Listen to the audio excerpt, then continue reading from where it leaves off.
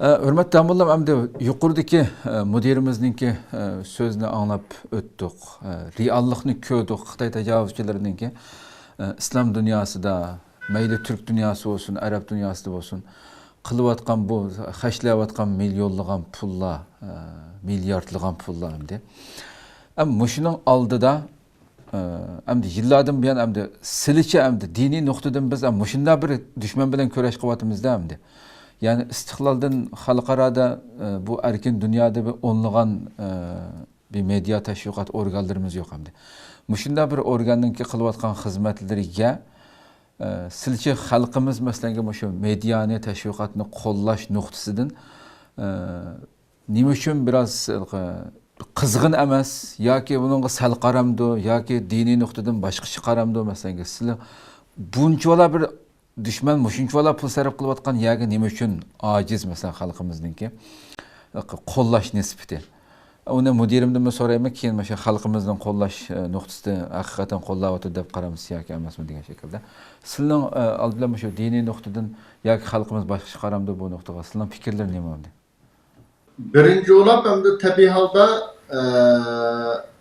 eng birinchi nuqta xalqimizningki nurg'unlari, xususan iqtisod egalari bu siyosiy kurashdan, siyosiy maydondan ko'pinchisining uzoq bo'lishi, o'zining tijorati yoki o'zining ishlariga bu istiqlolda Xitoyga qarshi kurash qilayotgan bir o'rinni qo'llasa yoki arkasi tursa bu tijoratimiz to'xtab qoladi. Bizning nurg'un iqtisodiy tarafdan ziyon tortishimizga sabab bo'ladi. Tijoratlarimiz bo'lmaydi, mal chiqarmaymiz yoki mal ekilmaymiz Xitoyga degan bu andisha ba'zi iqtisod egallarida bu bo'lishi mumkin. Birinchisi. Ikkinchisi, andin bir normal masalan o'zining iqtisodiy alohida Xitoy bilan tijorat qilishga bog'lanmagan başka yerde bir iş kılavatkan ticaretçilerimiz yok emas. Bularda bu istiqlalninki ve şundaqla bugünkü kündeki bu axbarat körüşününki ne kadar muhim ekanligini taza anqamay qilib yoki taza yaxshi bilinmay qilib qo'llamaslığı mümkün. Üçüncü bo'lib andın şu bizning içimizdeki bu nurg'unlari men shuna qarayman. Çoxum bu Xitoyninki axborot orqali boshqarilayotgan shu Xitoyga qarshi harakat qilayotgan kishilarni mayli axborot sohasida, mayli siyosiy sohada, qaysi sohada bo'lsin, bularning yuzini tukash, bularni e'tiborsizlantirish, xalq oldida bularni xuddi faqat hech qilinmay, mushni qilmasa jilni boqolmaydi bu odamlar. Muşunda dernek olup ya Xitoyga qarshi ish qilib o'zini janna oqidi deb muşunda yaman teşviqatni mayli yozish orqali, mayli so'zlash orqali shunda bularni e'tiborsizlantirish orqali andin xalqninki Xitoyga qarshi shaxslarning yoki axborot o'rinlarininki keynida tumaslikqa sabab bo'layotgan ahvollar yo'q emas deb qarayman. Ben bu noktada benim demekçi bağımın ne dese, bu axbarat bugünkü günde xuddi Kur'an bilen kurash qilganda balkim uningdan kuchli ta'sirga ega bir narsaga aylandi. Bugünkü günde insanların hayatına. Çünkü bütün dünyadaki en kuchli devletler axbarat sahasına en ko'p mablag' solgan devletler şu kuchli devletler mablag' bunca soladi. Ne için dese, o'zining tashqi siyosati bo'lsin, ya ichki siyosati bo'lsin, dunyodagi o'zining hukmronligi, o'zining nufuzi, o'zininki alohidligini saqlab qolish uchun butun dunyodagi insonlarningki fikri, aqliy yo'linishi, ularning ong tushanchasi, bularni kontrol qilishi va o'z manfaati uchun xizmat qildirishga bularcha axborot orqali kutishi lozim. Shunga u davlatlar uchun alohida pul xarjlaydi. Çok devletlerden birisi. Xitoyning şunun qatoridan o'zining siyosatini aqlash uchun pul xarjlaydi. Bunda qilayotgan yerda biz bir mo'min musulmon bo'lish sifatimiz bilan bu Xitoyninki bizni qarlashtiradigan, qabihlashtiradigan bizni haqliq turib, haqsiz o'ringa tushirib qo'ydigan bu tashviqotga qarshi tashviqotda bo'lishning o'zi bu jihad qilgan bilan barobar hukm bo'lingan. Bu Qur'onlik bir jihad bo'lgan bo'lsa, ma'u desa, ma'u xuddi tashviqot orqali Allah Qur'oni Karimda Qur'oni Karim bilan jihad qilinglar dedi. Vajahiduhum bihi jihadan kabira. Qur'oni Karim bilan jihad qilinglar deganlar Qur'oni Karimni tutib kafirning yuziga usama bo'ladi degan gap emas. Xo'sh. Balki Qur'oni Karimdagi haqni, haqiqatni, to'g'rini, xatoni kishilarga bayon qilish orqali oldin jihad qilamiz. Qur'on bilan bo'lgan jihad Qur'ondagi haqni, to'g'rini bayon qilish orqali Qur'onda bayon qilingan munkarni, xatoni inkor qilish orqali zolimlarga Qur'oni Karimda bayon qilgandek qarshi turish orqali Qur'on bilan jihad qilganoladi. Bu istiqlolchi esa mushu Qur'oni Karim bilan qilinayotgan jihadningki eng muhim quroli hozir. Mayli bizning dinimizni o'zimizning xalq uchun yetkazishdi bo'lsin. Dinni yetkazishdi bo'lsin.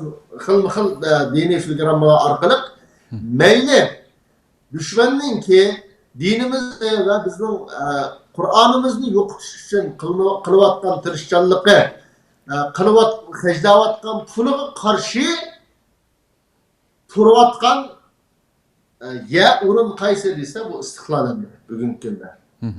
Shuning uchun biz bu da'vat islom da'vatini joyida qilish uchun bo'lsin. Mayli Xitoyninki bizni haqsiz holatga tushirishga hajlayotgan bo'lsin. Mushularning hammasiga qarshi turish, buning ta'sirini musulmonlarning qalbidan Xitoyning axborot vositalarini tozalash, ularning qalbiga, ularning aqliga to'g'rini, haqiqatni, o'zining qarindoshlarining chekayotgan dardlarini yetkazish uchun islomning kelib turishining o'zi xuddi urush maydonlaridagi mujohidni qo'llaganga o'xshash ajri va savobi va mukofoti bir ish.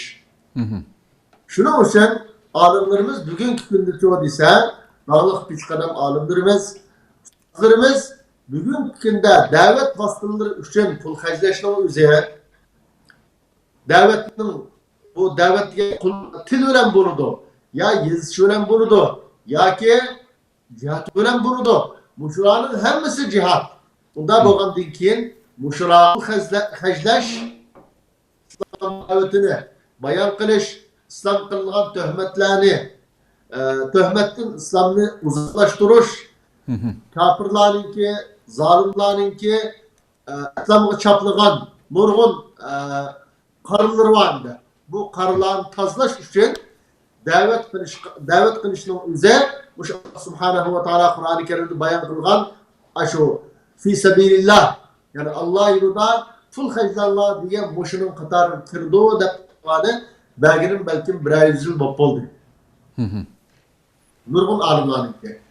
Shuning uchun biz umumiy xalqimizdan, xususan iqtisod egallaridan mushundaq Xitoy qarshi kurash qilayotgan Xitoyning yolg'onchiliklarini isbotlash uchun tirishchilik qilayotgan musulmonlar ishida Xitoyningki tashviqotining salbiy ta'sirini yo'qotib, ularga Sharq Turkistondagi musulmonlarningki qanday holatda yashayotganligi, nimalarga erishib duch kelayotganligi, bugünkidek bütün dünyadaki musulmonlar bir-birlarini Ramazanning kelishi bilan tabriklayotgan, Ramazan başlagan bir vaqtda Sharq Turkistondagi musulmonlar bir Ramazan ibodatini tutolmay turayotganligidan iborat bu haqiqatlarni yetkazish bu istiqlolniki gardanga tushgan shu bir mas'uliyat. Ondan bu mas'uliyatni ado qilish uchun bütün xalqimiz ichidagi iqtisod egallarininki mas'uliyati va burchi bor. Shuning uchun hamma narsani uch deb bunda qilish yani lozim emas. Yani bu yerda uch demakchi bo'lganim nima desa, bütün xalqimiz xususan Xitoyni dushmanim deb tunigan, Turkistondagi musulmonlarni qarindishim deb tunigan, aşağıdaki zulüm qarshi turish mening burchim, hozir bir ish qilolmayapman deb besh qatgan masalan Her qandaq bir şahsınki çoğum şu axborot sahasını qo'llash, bununla mablag' serish, bu arqali çoğu desa Xitoyga bo'lgan o'zining nafrati, o'zining qarshiligi, o'zining maydonini isbotlash har bir Xitoyga qarshi turman degan bir shaxsningki burchi, mas'uliyati. Hozir hamma odam qo'ldan keladigan ishni qilishi lozim. Nurg'un odamlar qo'lida pul bo'lishi mumkin, ammo teşviqatda aciz bo'lishi mumkin, ya ikram chiqib so'zlayolmasligi mumkin. Nurg'un odamlar ikram so'zlashi mumkin, ya bir narsa yezishi mumkin, ammo qo'lda pul bo'lmasligi mumkin. Shuning uchun har tarafcho puli vola, boshqa iqtidori volani qo'llash orqali Xitoy qarshi bo'lgan kurashni, davoni jihatini davomlashtirishga hammamiz his qo'shishimiz lozim. Köptün köp rahmat. Keyindan so'raydigan savolimga javob beryaptilar. Aslındaki keyindan xalqimizga qilgan chaqiriqlarimi nihoyat joyida. Güzel bir chaqiriq bo'ldi. Alloh razı bo'lsin.